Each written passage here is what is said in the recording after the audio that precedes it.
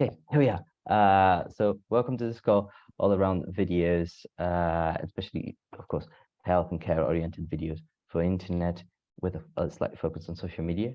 And just so you know, we're going to mostly hear from Pete Donnelly, the convener of the Third Sector SIG, who he has an amazing series of videos.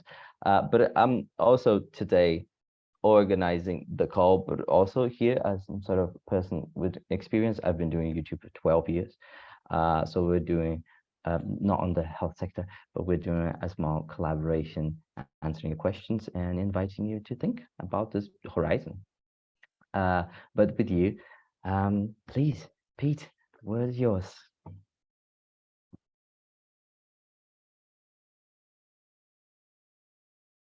So I'm sure we good to go now.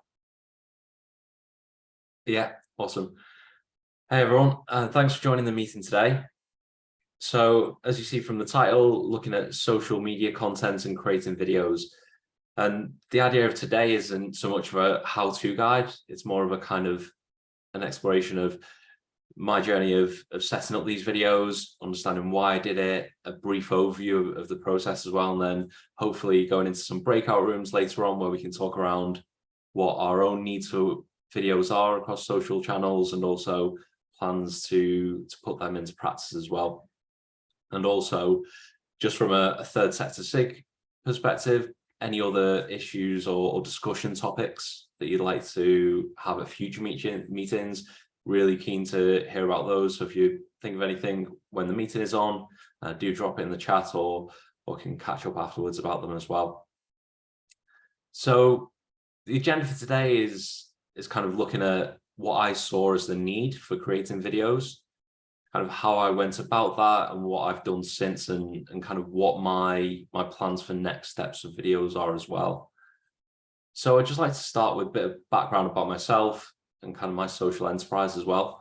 So I've been using a wheelchair for the last 17 years, and I was lucky enough early on to learn wheelchair skills, which is about how you get around using your wheelchair. So it's going from simple things like pushing techniques forwards and backwards, and turning, and maybe carrying a coffee, pushing with one hand, all the way up to the more advanced things like going up and down ramps and curbs and steps as well.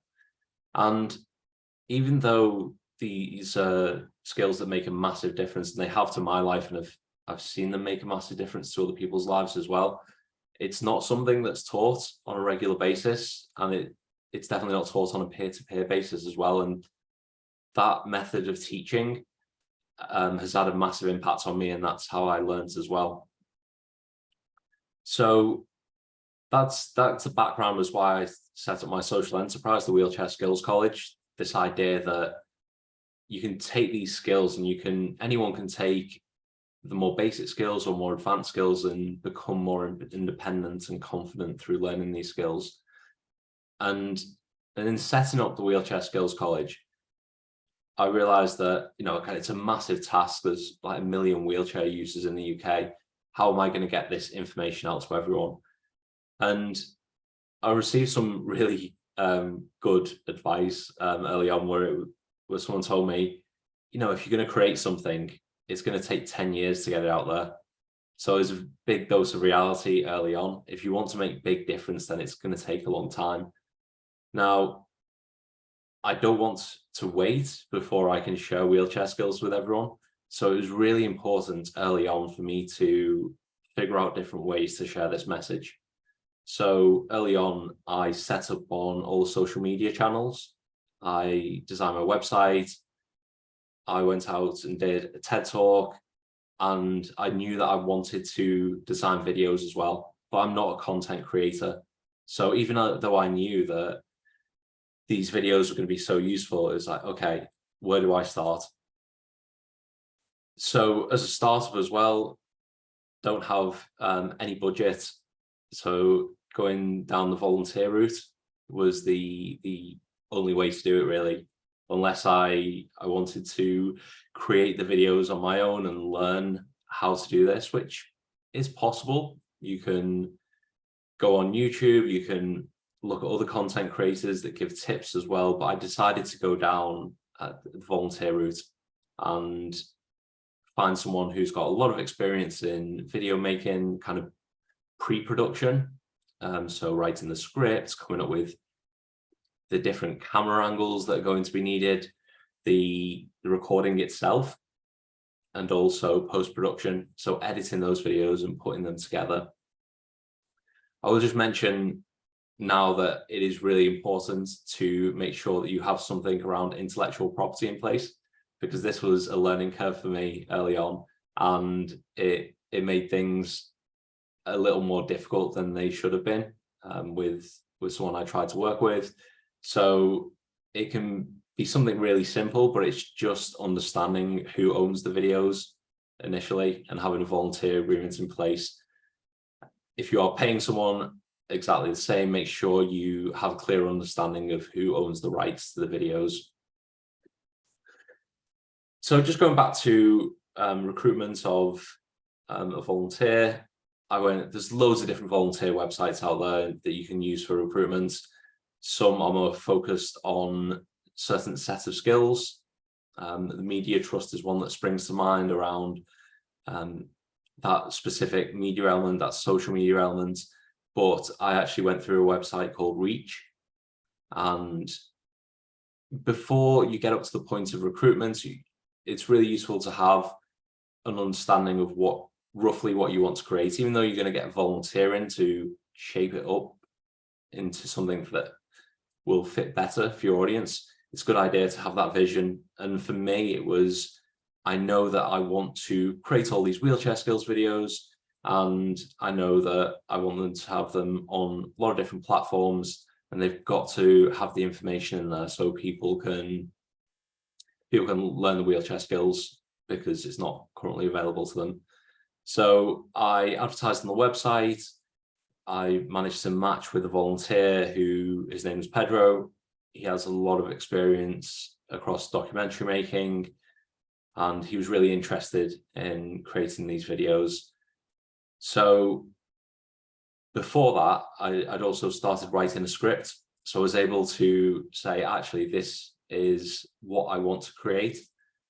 And it was a big project, to be fair. I was really lucky to find someone who was interested in doing that, because in terms of the number of wheelchair skills, what I would consider the core set of wheelchair skills are about 30 videos, which is a big project, because even though the videos were going to be about 2 minutes each, a full day of filming, we maybe got 5 videos done.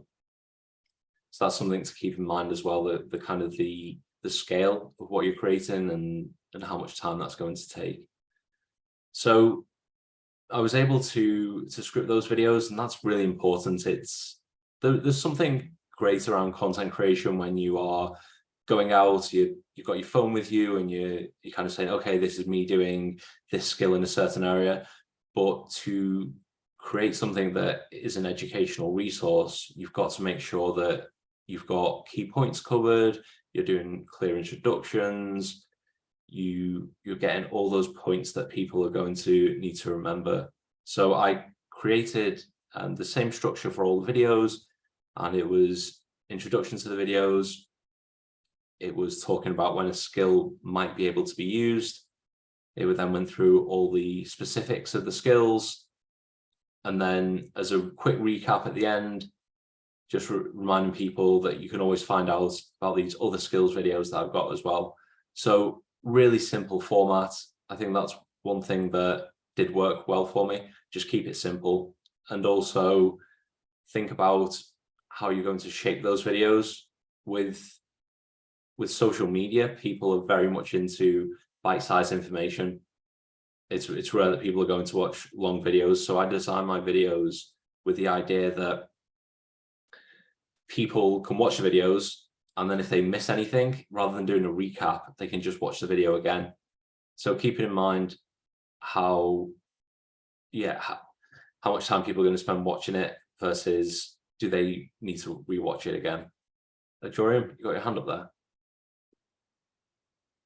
Yeah, I think this is the time that I interject with the vision from the other side. because Pete is coming from a health and care perspective and trying to immerse himself into this world of video. I don't make health and care content, but I've been making content for a long time and investing all sorts of, oh my God, I've been to conferences, I've talked with, I have friends who have 2 million subscribers.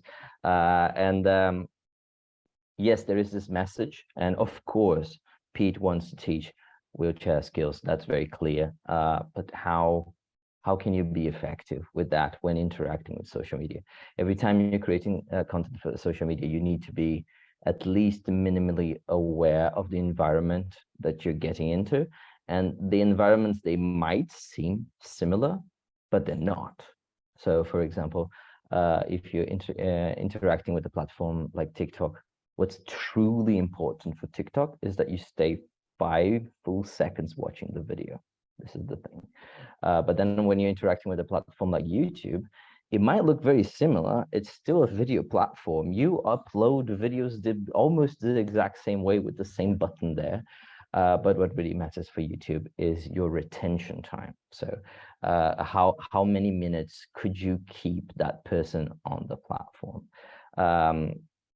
And that requires a little bit of a different skill set from this skill set of teaching a useful skill. You need to understand how the platform is going to distribute you. It's not only the effectiveness of your content, but also is it effective to be distributed in this platform? And then you can, of course, craft it in more one way or another, because Pete had 1,000 different options on how to teach wheelchair skills. Do you start with a joke, or do you start already showing exactly what you're going to teach in the video? Do you use a tone that is very professional and like a, hey, I want to help you with your life, or are you going more informal? YouTube doesn't understand informal or formal. YouTube doesn't understand jokes, but it understands patterns. So it's going to distribute more widely, or it's going to distribute to a different audience depending on those choices. So it's not only about the message, it's also the negotiation with the platform. Oh, I understand how your algorithm is going to distribute me, so I'm going to tailor my content in a way that works here. And sure, I might, since I already made the videos for YouTube, I might as well put them on TikTok if it works, but I know that they will not perform so well over there because they haven't been tailored for that particular algorithm. That's what I had right now. Go for it, Pete. I think that's really useful, Joriam. It's knowing your audience and knowing what the need is there, what's going to resonate with them. I think what I did before creating the videos, actually, I missed out. I looked what else was out there. I mean, one thing that is absolutely pointless is to recreate something that is there in the exact same format. And the bits that you were saying there, Joriam, that's very kind of joking around and very social aspects, maybe is the right word. But what I wanted to do was create something was that more of an education side of things. So for me, it was the initial screen is, okay, logo appears, this is the skill, what you're going to be learning today, introduction, me talking, this is the skill, this is when it's going to be useful. And it just goes back to what's going to resonate most with your audience. And for me as well, it's understanding kind of, it's not going to be necessarily picked up, or my goal with these videos was that it won't be picked up as on someone's feed for them to watch it and be interested in it. I know that it's not these videos weren't necessarily about awareness raising. It was me sharing the videos through direct links that were then going to give people the information because they already had an interest in it. So rather than expecting to post it and it to go viral or something, and then wheelchair users to find it that way, it's very much around posting it on social media, sharing it with individuals that I have conversations with, putting it on the website. So then it's very much around targeted advertising, for want of a better phrase, outside of the website. And when people contact me and say, oh, are you delivering wheelchair skills up in the Midlands? I can say, well, not yet. That's the aspiration for the organization, but up until that happens, here are all these videos. This is what you need to be watching until then. But yeah, exactly, you say, Joram, it's all about kind of knowing your audience and what's going to resonate best with them. If it's an awareness raising piece, then again, that would look very different, and you want hopefully that to go viral, and that needs to be put across in a different way. Joram, do you want to come back in? Actually, I just realized that we've been talking about your videos and we haven't showed them. Should we show your videos? Yeah, that's true. Should we give an example of it? I have the screen open here. I'll just share my screen and Okay, also cool. share my sound. Yes. Ta-da. Here we are. Let me put my hand down because that stresses me out. That's fine. And let's give it a look.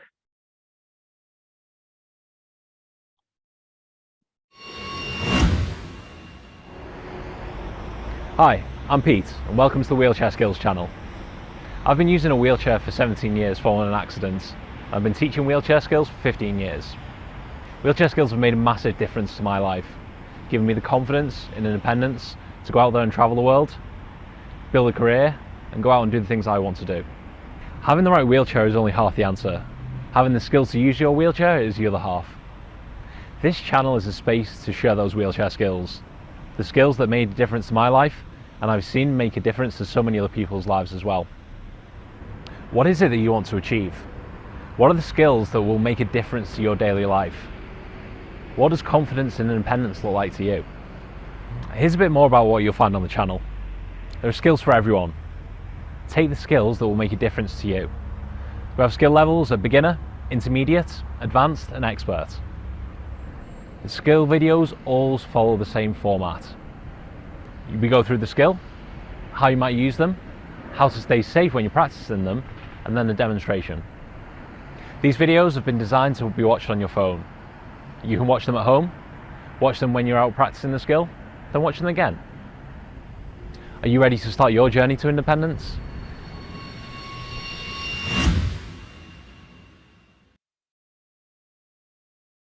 Cool. Did I show the right one? I thought the intro one was. The intro one gives a good overview of what it is. But as I say in the intro video, there's that same format to it. It's really simple, and some of the videos go on a bit longer when they're more complex skills, but I always try to cap it at around 2 minutes because people don't want to be doing any more than that. And then, as I say in the video as well, you can watch them beforehand, get an idea of what skill is that you want to do, then you can watch it again when you're out. Designed for mobile phones, so it can gather in your hand and be like, okay, I remember how to do that now. I'm going to try that skill out and keep on practicing. It's not as good as in-person training, and that's what I'm aiming for in the end. But up until that happens, I think these are a really useful resource, and I've got good feedback from them as well. In terms of channels that these go across, originally I went for YouTube, and some of the very first videos that I tried to make, I designed for YouTube in a landscape format. But then the more I thought about it, and when people are going to be accessing it, it's more, I mean, even I access videos more on mobile phone than anywhere else. So it makes no sense kind of creating something that's designed for computers when you're going to be accessing it on your mobile phone. And platforms as well, kind of YouTube and TikTok being those ones that definitely are going to be accessed more than any others.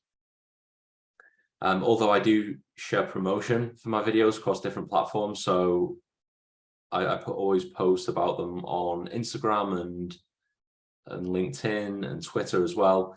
Never really with the idea people will be watching the videos on those, but they'll kind of signpost people to the videos through those other platforms as well. So one thing that I found quite useful in scripting the films as well was being able to pre-record some of the audio. So depending where you're filming, there's a lot around kind of weather conditions that might make it easier. You'll see that on some of my videos, there's a lot of shadow, which again, this was a learning curve for me, but it's not ideal when you've got that much shadow in a shot. So overcast is ideal conditions, and that wasn't always possible, but something to be aware of. But also the environments that you're going to be in and how noisy they are. So I managed to get some good intros, but for some of the audio, it was much better that it was pre-recorded. So for the majority of the audio, I was able to sit in front of my computer, talk through the skill. It was in a much more balanced audio setup, and I was then able to overlay it on top of the skill video. So as I'm demonstrating the skill, you then get me talking through it as well. Jordan, do you want to talk about anything in terms of recording the content and audio side of things? Sure. Yeah, as we said, folks, this is not a how-to guide. But if you're interested, there's the videos and podcasts. We're going to teach you step-by-step stuff. But I just want to put it out there that there are easier ways to record things. There are things that will make your life so much easier that you have no idea. I used to take 4 hours to record a 15-minute videos, and now I take an hour. Sometimes the first idea that you have in your head, like, oh, I am going to, let's say, teach wheel skills like this. I'm gonna talk as I do the skill, might be functional, but will take you an immense amount of time that you're just not realizing. So if Pete decided that, hey, I'm gonna overlay a recorded audio that I record in silent space and just have a very mild sound of the wheelchair on the background, this does not influence the actual learning.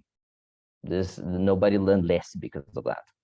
But Pete saved hours and hours and hours of his life. I think when you think about the format, not like, oh, I'm going to record a video about that, but like, how am I going to structure my next 20 videos?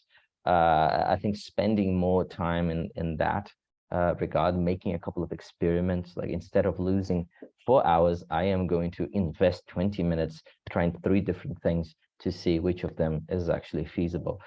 Those kinds of things are very valuable in the long run. It feels like sometimes that you're losing your time, but you're saving hours. I guess that's all I got for this one. Great. Yeah, just in terms of that time that you have and overall resource, it's so important to find something that's going to not take up too much time. And that goes for how you spend your time, but also the equipment you're using as well. If you go out there and think, okay, I'm going to spend money on a video, you can spend as much money as you want on a video. You can hire people with loads of experience and the best equipment. And for me, when I was going out there, it's like, okay, I've not got the budget for that. And some equipment will be really useful, but also I can get by with recording it on my phone. It's not an amazing phone. It's a Xiaomi Mi 10 Pro, I think, which is a very kind of mid-range phone, but it's got a good enough camera to record everything. And for different bits of equipment, like something to hold the camera in as well, I picked up a tripod style camera holder. I think it was about 100 quid, but it was really good in terms of making sure that kept the camera steady when it was being held. And a microphone, a lavalier microphone that was clipped onto my top, 20 quid. I mean, all these things, there are loads of options out there, and you can find some pretty good deals as well, rather than just thinking, oh, I want to spend loads on the video. So it's, as well as your time, think about how much you want to spend on it, because there are budget options that are good enough for what you want to create as well. So I think that kind of covers the background on where the videos came from, and a bit of an overview in terms of how I created them. I think, should we pause there for a second? Is there any questions for anyone on that first bit before we kind of go to the breakout rooms?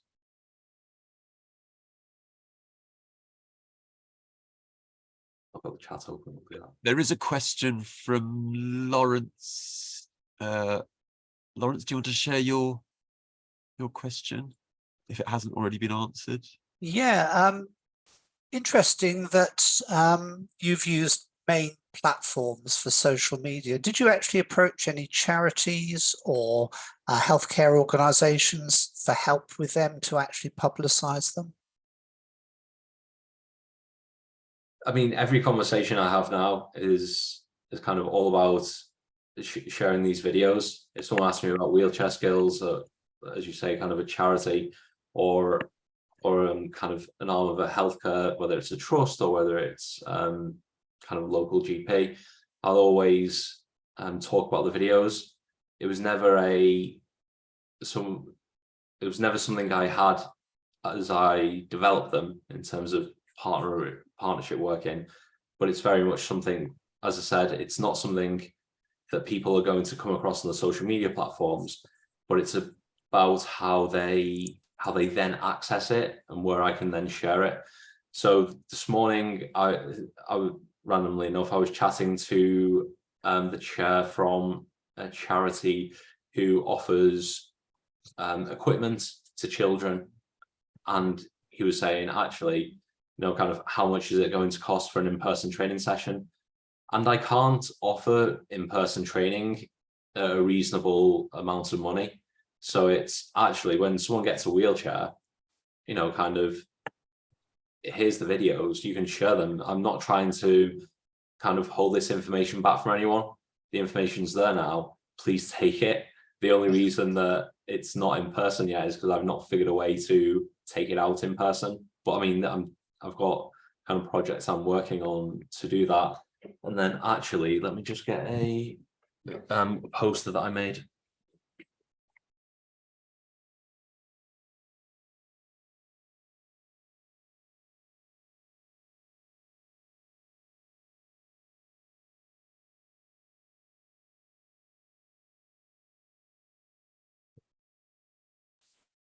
Will you be able to see it, Pete, because of the blur? Maybe you should try to put it in front of your face. What was that? Sorry. Will we be able to see the poster because you used the Oh, blur I'll try and filter? pull it up. So Oh, no, this is so I'll turn the blur off. Let me just get on the visuals. So then I designed these posters to go in. This was for my GP surgery, and I'm sure everyone knows about Canva, really simple, but just having that clear message. So want to build your confidence and independence with wheelchair skills, a couple of QR codes, very accessible, or you can have the tag names underneath as well, and then just a bit of information. So it is, as I said, it's all about how you then share the videos with people once they're up and running. But just going back to your original question, Lawrence, I will definitely promote it with organizations now. Happy for organizations to kind of take the videos and embed them on other platforms. I was actually speaking to someone who is developing an app up in the Northeast, and they were interested in having the videos there. And that's great. It's kind of, the information's there. The end goal for me is to get the information out to everyone, so wherever it can be shared.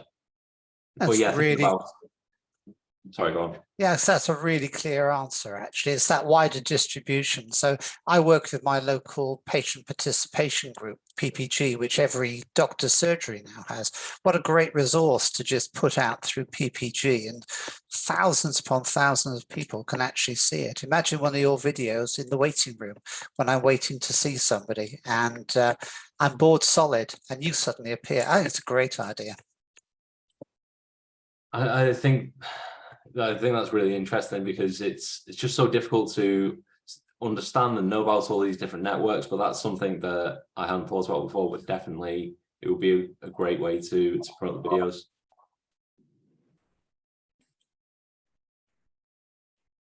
Oh, I see another question. Folks, we're aiming at like a 20-minute Q&A. in just a few minutes. But sure, go for it. If you're feeling it, go for it. I don't know your name, A Bird. Oh, sorry. Oh, sorry. Can't find that. I've never used Zoom before. I'm struggling to find my way around the buttons. Obviously, I'm new to this. Looking at this phenomenal thing that you've done here, you affecting the lives of a ridiculous number of people. You know, your ability and your idea to do this is just going to be very difficult to see how to quantify the difference that you are making to people's lives, because looking at this, it's just, you know, what you're doing for people's everyday life to get this information from your benefit of your experience, seeing the gap, filling the gap, and doing it in a personable way that people are going to identify with.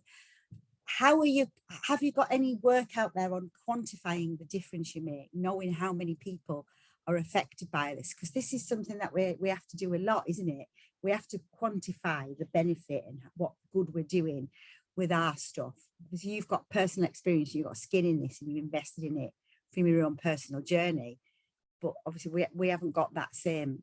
We have to prove to our managers that what we're doing is making a difference, especially if we have to allocate resource to it. Just wondered if you've got any method of, you know, from a smart point of view, as how you can measure your effectiveness here, because I mean what you're doing is phenomenal, and we're going to have to prove ours in order to get thanks.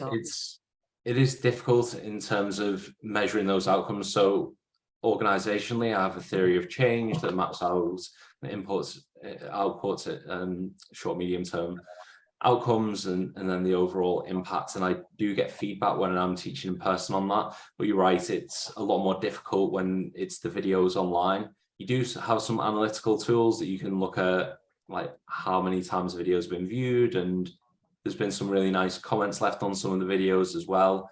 Unfortunately, that's all a bit anecdotal. It can show the impact, but it will be the in-person training that I'm looking to get the feedback from. So it is a bit difficult like that. I don't know, Joriam, do you have any other ideas around collecting kind of impacts from videos? I mean, you definitely get a very solid idea of how many people watched it. So not only how many times it was clicked, but how long people tend to stay there. You have a very good idea of like which video promoted more engagement than others, which people clicked like and dislike more, commented more. So I have some videos with the same amount of views, but one of them has 15 comments and the other one has 150. So I know that there was some sort of a reflection that was caused. But for them to figure out what's the impact, the social internet is not made for that. So we just don't have the means. You can infer, and people can tell you directly. This happens a lot. Like, hey, this really helped me. Can you do it again? Or something like that. This happens a lot. But as Pete said, it's absolutely anecdotal. Yeah, I guess the only way is to then link the outcomes of the videos in terms of that confidence and the independence people are getting. Back to your theory of change, you can say actually the causal outcomes from this lead up to this overall impact, and that's what we're aiming at from here. I think the future session, I'll just drop this in now. I do want to get someone from an organization down to talk around a social return on investment calculator. So quantifying the financial benefits of various impacts. So in-person training, but I will also ask them to do those video impacts as well. It's kind of, it is an expensive piece of work, but I think as we look at other interventions, being able to map out the financial benefit is going to speak more to some people.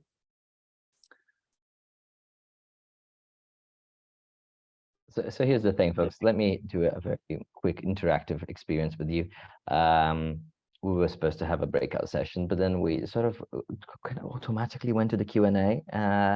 So why don't we do a temperature check, and you type the number 1 on chat if you think we should go to breakout rooms and have a moment where we discuss within smaller groups, what are our objectives with video and social media, or type 2 if you just want to continue with the Q&A, because everybody has a lot of questions and we might as well get to them.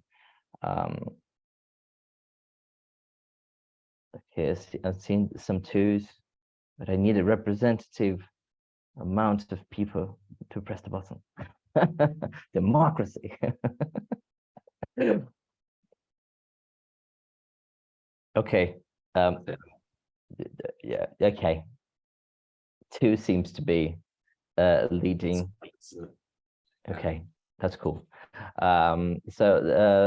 Yes, folks, I'm sorry, Nana, you're the only person who voted 1. Sorry about that. The easiest way for us to organize this is, you will see on the menu, you go on the bottom of Zoom, there's a reactions button, and if you click there, you will see a button called raise hand. So just raise your hand if you have a question, and we're here for you. We're here to answer your question, so please use this opportunity, and let's make stuff happen.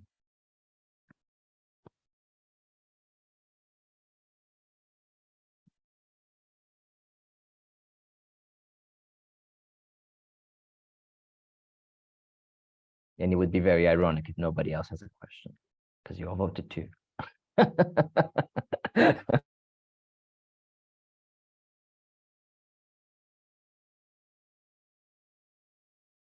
Okay, I should go for it. I was just wondering, so I know we've seen the videos that you made, which I think are incredible, by the way. And this is not to distract from those, it's just a general question, I suppose. So the project that I run, we are a prevention project, HIV prevention project for a specific community.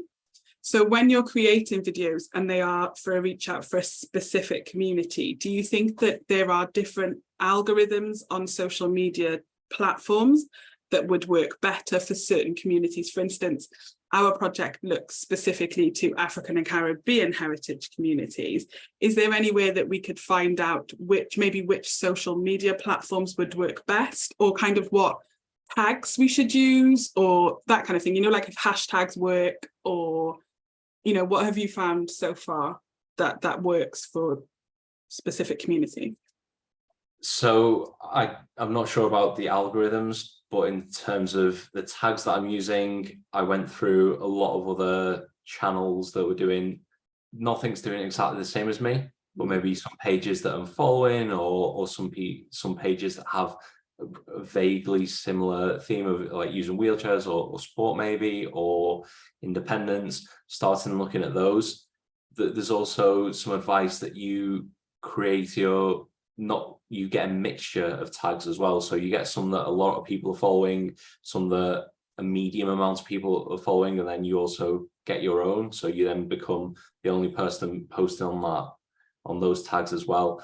In terms of who that is for the community that you're supporting, I mean, definitely going out there, asking them which channels they look at and having a look at those tags.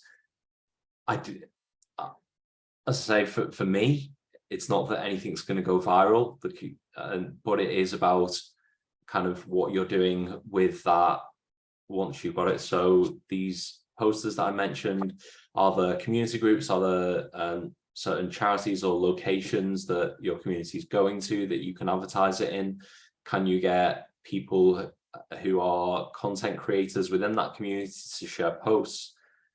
Yeah. It's maybe not looking at, I don't know if you're going to get social media algorithms working for you, as opposed to just using it as a tool to then share information. I think that's my experience of using it. I don't know, Joriam, if you've got any ideas around the algorithms. I got a couple of hot takes. First, tags and hashtags are dead. They're dead. They don't exist anymore. They're all dead.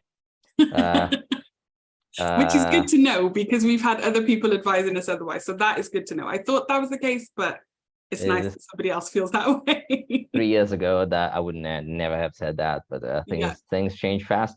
I would like to introduce the idea of micro viral. So we think about viral of the millions of views. But let's say that you're targeting a group that meets on a staircase every Friday on a shopping mall. if 95% of this group watched the video, it went micro viral. That Right. community, within that community, it was viral. Yeah. So the point that Pete mentioned that I would give the most attention to is collaboration with people who are already part of the group. Yeah. If you have a budget, sponsor creators who have like on YouTube from like 5 to 25,000 subscribers, the tiny ones that nobody wants to sponsor. Talk to them. Of course, look for those who are already in the space that you're looking for, and these are going to be great allies because they will be just thrilled that somebody's giving them attention, even though they don't have 200 million subscribers. So yeah, I would definitely recommend that, and pay, when it comes to tags, pay a lot of attention to what is said and what is written in the first few seconds of the video. YouTube is transforming every single word you say into text and using this text to distribute your video. Right. So you mentioned Caribbean.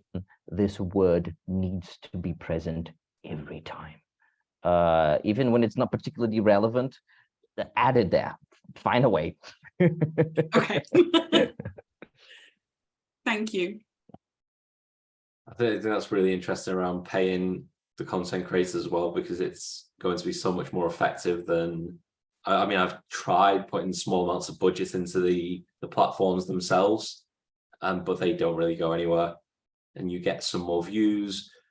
But again, that kind of what does that actually translate to for you as well? Because I've seen it across, like where I've worked for charities before, putting much bigger budgets behind it, and you get your view count up, but the retention rate from you watching videos and actually what that translates to as well is really difficult to map. Whereas if you go through content creator, yeah, maybe it's asking them to mention your videos, or whether it's an interview with them, anything like that's going to be a lot more effective.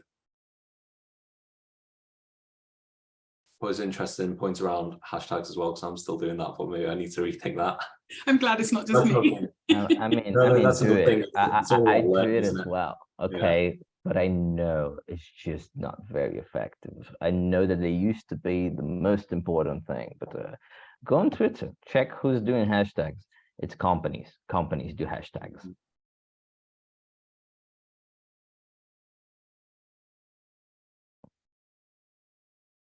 Go for it, Lawrence. Quite sure how to ask this question, but bear with me. So I think we're all aware in healthcare, it's really important to have trustworthy, safe, really good information in everything we give out to our patients. Do you have any concerns about some of the skills that you might be showing, that people won't follow the instructions fully, and there could be problems that come from that, unforeseen problems about going up and down stairs, for example, is the obvious one for you. But for other people on the call, you know, we all want to give a clear message that we want people to follow, but we all know people don't follow those messages. I wonder if you've had an experience, or anybody else has, as how to just really get that information over in a way that's really safe and trustworthy and understandable to other people. That's a really interesting point, Lawrence. And as you say, even though we are trying our best to get quality information out there, and there's so much kind of mis and disinformation there out on social media platforms, it is about how do we ensure that people follow the instructions and don't do anything risky. I think from my experience, people do have quite a high level of self-preservation as well. I don't know anyone, even though I talk about doing stairs and escalators, things like that, I don't know anyone who'd just be like, okay, I'm going to do this without, like, first time using a wheelchair and things like that. And the idea of the wheelchair skills that I put online as well is around progression system. So I've split it into 4 kind of areas where it's beginner, intermediate, advanced, and expert. So it is clear, people can kind of start saying, okay, I know what the progression is through here. And I didn't actually mention it before, but in terms of the structure, when I'm talking about videos, safety is a big one of them as well. So a lot of it is when you're practicing skills, making sure that you're doing it in a safe way, and either that will be kind of your body position or having someone else there to support you, especially the first time you're doing things like stairs. In terms of, am I uncomfortable about people doing it in an unsafe way? I mean, on balance, I'd rather get the information out there, and I feel like I've done my due diligence, and I've taken on my responsibility of sharing how to do it in a safe way as well. Beyond that, yeah, it would be a case of you can't put anything remotely dangerous online, and then I think that becomes, but it has difficulties in its own way for people not getting access to information. I appreciate where you're coming from. It's something that needs to be thought about, and I think as long as you're highlighting those safety issues to the best of your ability, then that's what you can do. That's really helpful. I'd hate to get to a stage where we're all so risk averse we wouldn't put anything up. But equally, it's having the right sort of safety guidance, isn't it? And, well, health and safety check almost to whatever we do in our different roles here on screen. Yours is quite an unusual one, obviously. The risks are slightly higher than me giving a leaflet out to somebody to get fitted before they go for an operation. And quickly just to mention about a disclaimer as well. Always really good to have disclaimers on your videos as well, just to say that it is at everyone's own risk. And you can, if you go Google it, you'll be able to find loads of different disclaimers that cover everything that you need to have on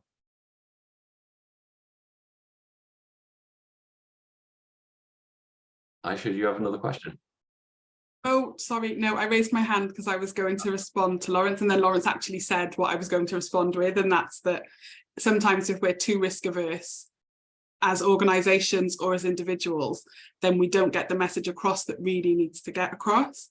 And with the project that I do, some of what we did when we were putting together our website, so this wasn't necessarily around videos, but it was around the messaging, that we were concerned about how it would be received by the public and by the communities that we were trying to speak to. So we did like a little session with, I think it was like 10 to 15 members of the public, just random people, pulled them in, paid them for their time, and just had them have a look at what we were saying. And there was some feedback from that, you know, like, actually, this is too much medical speak. We want it to sound a little bit more like we would talk to each other. And that kind of changed the way we were thinking of creating the information for the website. And I think it could be the same in terms of if you're making videos and the information you're putting out, think, like you said earlier, think about where that information is going and who you want to listen to that information and tailor it to them. But yeah, definitely don't be too risk averse, because then nothing gets made or said, and that would be such a crying shame. Completely. It's all about positive risk taking. I think that's what I see a lot of some of the bits I've been doing in schools as well, that things are just a little bit too safe, but actually the real impact can be seen when you get people to push themselves that bit further as well. And working with a school a couple of weeks ago, working with some of the kids to go down steps for the first time, again with the teachers stood behind them, making sure they're supported. There was one young person in particular, there were absolutely floods of tears before, during and after, but also big smile as well. And it's that kind of challenging perception. I think that's what we can do with, in the first instance, with videos, kind of showing people what's out there, and something that they, you know, if kind of you're part of a community that maybe no one in your household understands, or none of your friend group understand as well. It's important to have access to information and know that you're not the only person out there, and then connecting with other people as well.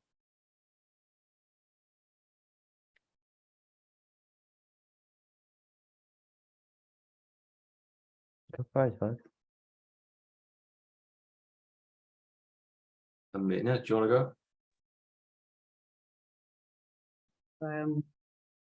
Oh, hi. I'll put myself on mute. No, thank you. This session is really, really informative, and honestly, so inspirational just to watch that video, because we're health visitors, and we often find a lot of parents are really isolated at home and they really struggle to attend groups. And just by watching your video, because we've started a social media team and we're putting a lot of leaflets on our platforms, and we give paper leaflets out. But I think just seeing your video, it just makes it more personal, doesn't it? And it makes like the people watching your video who are going through the same, you know, they might be having the same struggles. It's just inspirational to, and probably give them motivational to go, no, I can do it, you know. And I think that's what I got from watching your video then. It's kind of like just having that connection with someone, even if it's not face to face, but online, that are struggling, maybe anxious and not be able to go and see people who, you know, have got the same struggle. Actually watching it online may actually increase their confidence to go out and meet other people and give them the strength and the motivation. And I just honestly, you know, it's given us lots of ideas, because we're setting up a parent forum as well, and like what Aisha was saying, just asking them what they want. So we're hoping to kind of get them involved in designing videos for parents in our local area as well. No, but it's been really good. Thank you. Oh, that's great to hear. Yeah, I think the idea of these videos was definitely to bookend a wheelchair skills session as well, because as you say, kind of people might not have the confidence in the first instance to do wheelchair skills. But actually watching these videos, be like, okay, actually some of these basic skills are pretty simple, I can start there. And then they do a wheelchair skills session, then afterwards, rather than coming to another skill session, they can go back to the videos and be like, oh yeah, I remember that point and that point now as well.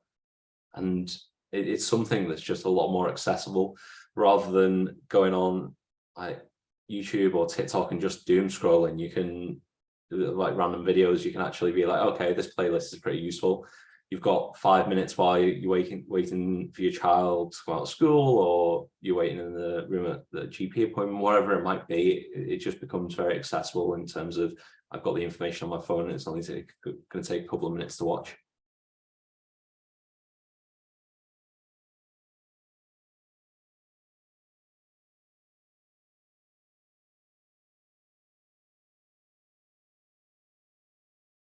All right, folks, I think we have time for one last question.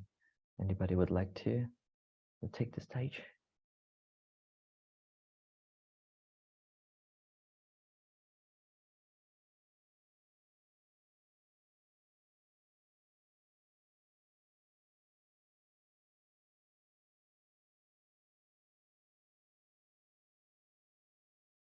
Come on, number twos.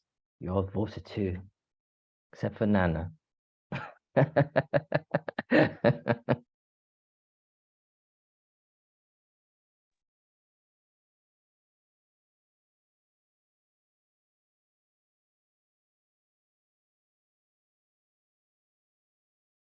reminds me of answer all the questions. The delivery of knowledge was so clear. Go for it. Go for it. I've been looking at like within the NHS, it's about carbon footprint, isn't it? So we're hoping to reduce the amount of leaflets we give. So, you know, those that are kind of looking at social media and showing the trust that actually what's beneficial. It's looking at the outcomes for parents and patients out there, but also kind of what benefits for the trust, and raising carbon is a biggie at the minute, isn't it? And it's more sustainable. Once those videos have been designed, it's out there then. And often things change, don't they? And you can update your videos, but you know, and the reach of how many people it's reaching, you know, like you said, how many people are viewing and watching the videos, just showing you reducing health inequalities, you know, it's all that kind of things that, you know, is good to evidence as well, isn't it?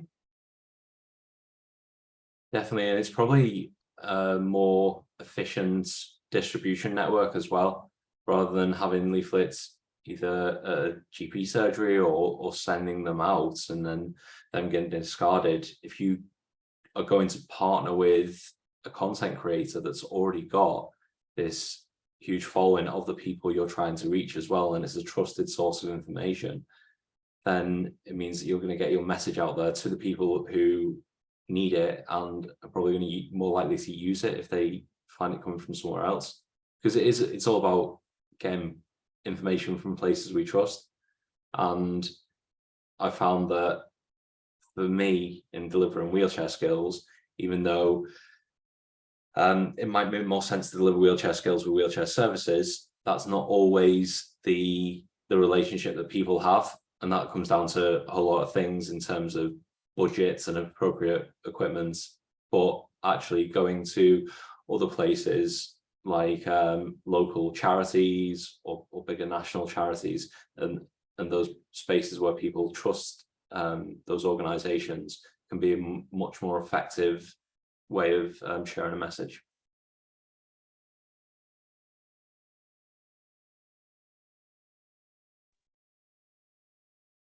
Oh, we got a last question. Just a very quickie. Have you thought of translation, and is it possible easily to do a translation to different languages from the same video? I can hop on that one. No, it's not easy, and no, AI is not ready for that. Yes, I tried. No, not yet. Maybe soon. I don't know. Not easy. Oh my God, I have poured hours down that sink. Shame. Because it's such an easy win, isn't it? It's ideal for everyone. If it was easy, there would be no point not to do it. But the automatic things that the platforms like YouTube offer are terrible. I'm a native Portuguese speaker, right? My videos are horribly translated, like nonsensical stuff. It cannot understand. What's name accents very well. Even on Zoom, if you put live captions and somebody from Glasgow is talking, the is gibberish what you read. So I hope that we're gonna get there, and we are getting there. It's just so much better than 5 years ago, but we're not looking to have this sort of technology available before the end of the year. For now, it needs to be manually translated by people who speak the language, and it is possible. Sometimes it is very desirable. Sometimes the resources that you get out of this is so great that it's worth the effort, but it's effort. Yeah, thank you. And yeah, folks, we are 1 minute past. I think it's time for us to go. Thanks very much for your presence here. Thank you so much, Pete, for not only for sharing your knowledge here, but to do this amazing project that you're doing. I'm a huge fan. Huge fan. I think you should all subscribe to Pete's YouTube channel that I'm gonna get for you in a second here. Please follow the Third Sector SIG for more discussions around those kinds of topics, but also the new videos and podcast SIG for talks about content creation. And me and Pete will be partnering for future calls more or less in that style, maybe over more specific topics, maybe other case studies, but exactly this partnership that you saw today. And yeah, I hope to see you folks around. Thank you so much. And just a quick shout out, if there are any topics that you're interested in covering in future Third Sector SIGs, really keen on hearing about that. It's all about kind of sharing ideas and kind of creating spaces where we can have useful discussions. And I don't want it to be just things that I'm talking about all the time. So it'd be great to hear all the people's ideas as well. Brilliant. Thank you very much.